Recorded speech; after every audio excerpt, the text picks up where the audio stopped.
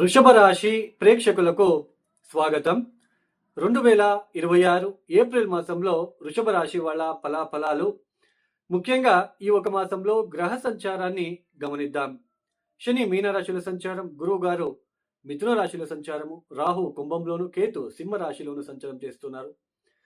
ఇక సూర్యుడు ఏప్రిల్ 14వ తేదీ వరకు మాత్రమే మీనరాశిలో సంచారం, తదుపరి మేషరాశిలోకి ప్రవేశిస్తున్నారు. ఇక కుజుడు ఏప్రిల్ 2వ తేదీ వరకు మాత్రమే కుంభరాశిలో, తదుపరి మీనరాశిలో.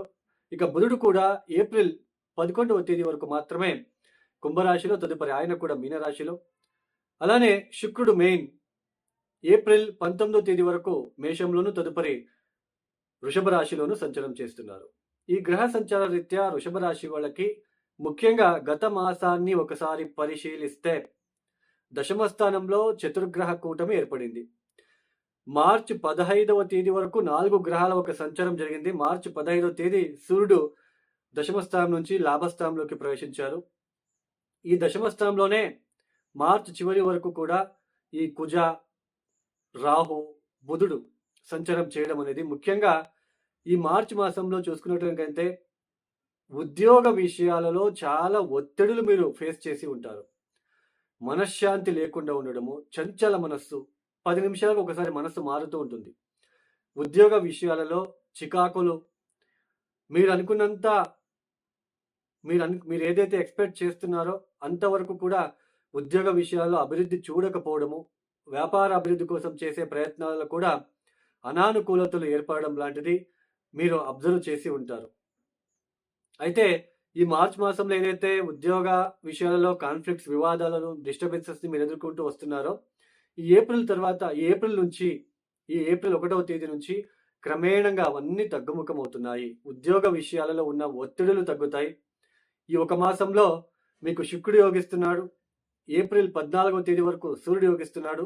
ఈ మాసమంతా కుజుడు యోగిస్తున్నాడు, శని యోగిస్తున్నాడు, అలానే గురువు కూడా యోగిస్తున్నాడు, బుధుడు కూడా యోగిస్తున్నాడు.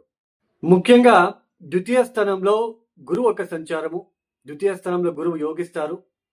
ఆర్థిక విషయాలలో, అలానే మీ మాటకు విలువ పెంచుకునే ఒక విషయంలో, కౌటుంబిక విషయాలలో, కౌటుంబిక శుభ కార్యాలలో ఒక విషయంలో మంచి ఫలితాలు సాధించడానికి గురువు అనుకూలిస్తారు.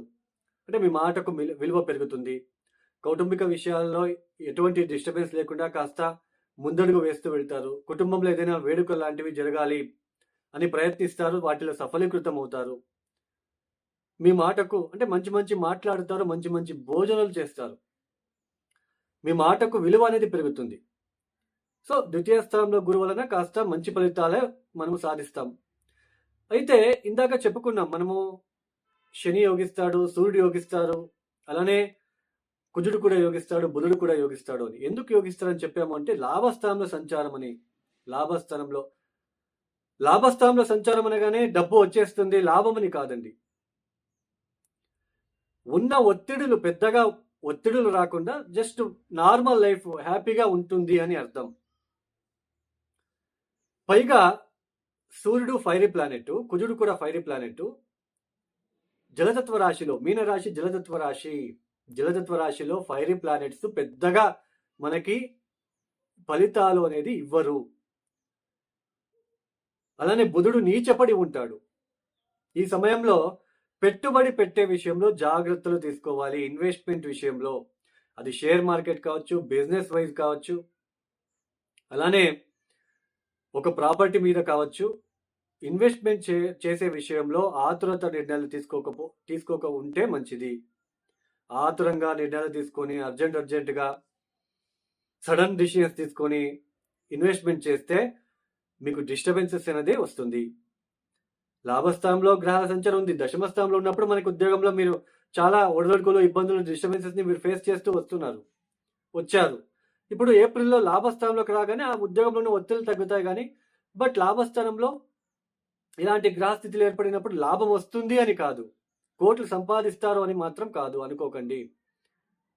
కొంచెం స్నేహితులని కలుసుకోవడము, స్నేహితులు, పార్ట్నర్షిప్ ఉన్న బిజినెస్ పార్ట్నర్స్ని కలవడానికి ఇట్లాంటి విషయాల్లో ఉపయోగం అవుతుంది.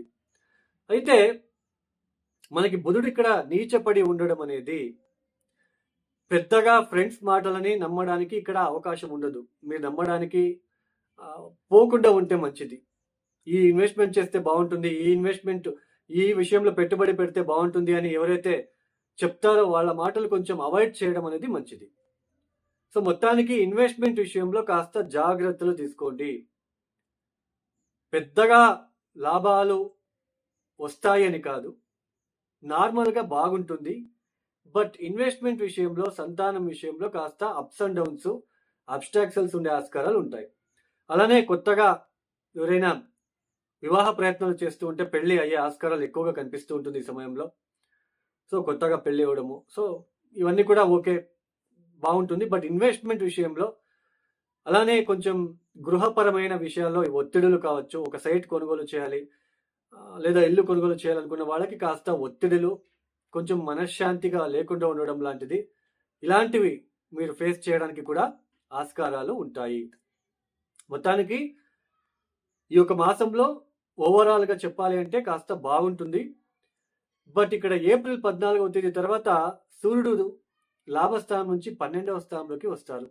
కొంచెం స్థాన సంచార సూచనలు, కొంచెం జర్నీస్ చేయవలసిన ప్రమేయము ఎక్కువగా ఉంటుంది.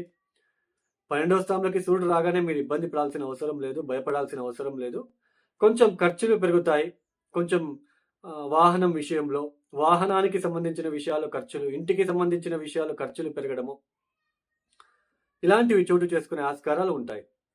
జర్నీస్, ప్రయాణాలు ఎక్కువగా చేస్తూ ఉంటారు.